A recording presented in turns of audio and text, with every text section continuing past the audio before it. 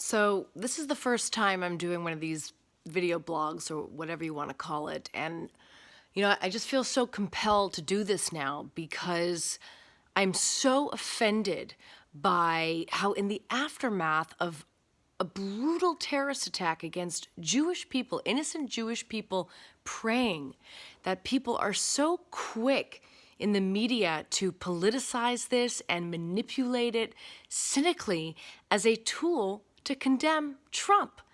And it must be said, enough is enough. The pain of the Jewish community will no longer be used as a political pawn, a pawn of the left to engage in this partisan attack of the President of the United States. It is so offensive because anti-Semitism, as I said tonight on Sean Hannity, it's not a partisan issue. It's a nonpartisan issue, and we have to do everything we can to make sure that anti-Semitism is not politicized, and attempts to politicize it are pushed back on. Anti-Semitism is the world's oldest hatred against the world's oldest ethnic and religious minority, the Jewish people. And whether it's Nazism, fascism, communism, Islamism, or this new so-called progressive leftism, it has now risen to a global epidemic, frankly, a global emergency. What we're seeing in Europe, what we're seeing now in the United States on U.S. college campuses, and of course, anti-Semitism at a radical pace rising in the Islamist world.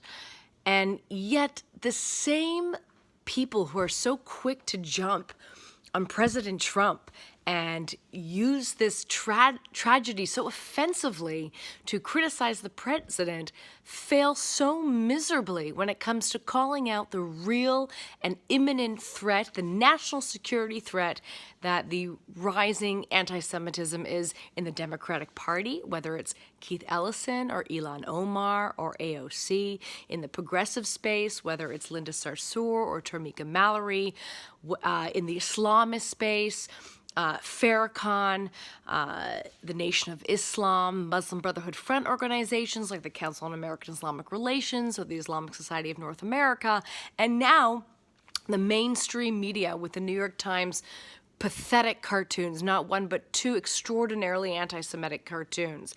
And again, what's so pathetic is the hypocrisy of the left.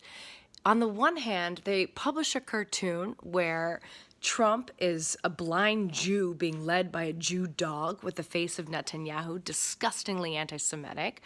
And on the other hand, they're saying Trump is the leader of the neo-Nazi movement. Well, get your story straight. Either Trump is an anti-Semite or he's the best friend that Jews ever had. I mean, have some consistency here with your hypocrisy, if that even makes any sense. It doesn't.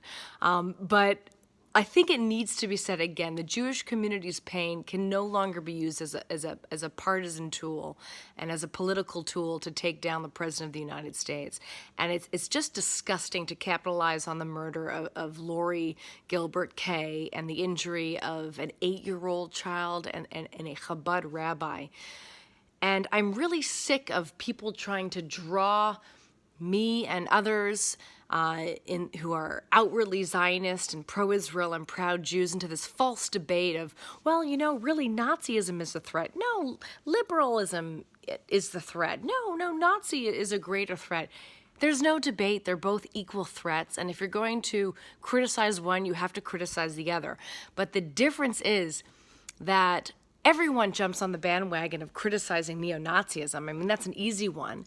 But the mainstream has accepted anti-Semitism in the liberal space, and that's an incredibly important distinction to make.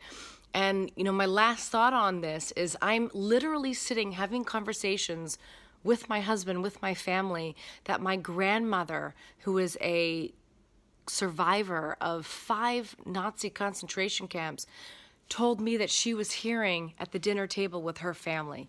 And it's extraordinarily frightening when you have the extreme left and the extreme right and now the mainstream converge on one issue, and that is the acceptance of Jew hatred. So with this first video blog, I hope that the message is heard loud and clear. Anti-Semitism is rising to an extraordinarily dangerous level, and we must push back at it, every single form of it, and resist the politicization of the Jewish community's tragedy.